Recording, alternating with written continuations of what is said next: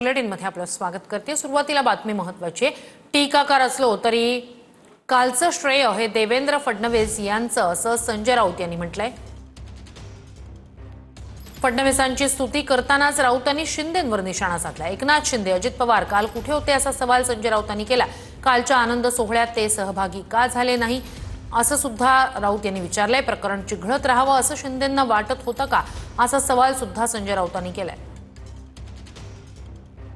देवेंद्र फडणवीस या वाटाघाटीमध्ये गुंतले होते हे मला माहिती आहे की कशा प्रकारे यातून मार्ग काढायचा। सर्व हायकोर्टाच्या निर्णयानंतर कशा प्रकारे आपण त्यातून पावलं टाकली पाहिजेत पडद्यामागे काम करत होते। हे मी अगदी जरी मी त्यांचा टीकाकार असलो तरी हे मी सांगू शकतो। कालचं संपूर्ण श्रेय जे आहे हे देवेंद्र फडणवीस यांचंच आहे।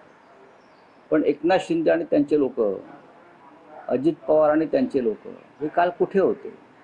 ते त्या आनंद सोहळ्यामध्ये का सहभागी झाले नाहीत? की त्यांना हा आनंद सोहळा मान्यच नव्हता की हे प्रकरण अजून चिघळत राहावं आणि देवेंद्र फडणवीस मुख्यमंत्री अडचणीत यावेत असं काही योजना दुसरे लोक करत होते का? हे काल प्रकर्षानं जाणवलं।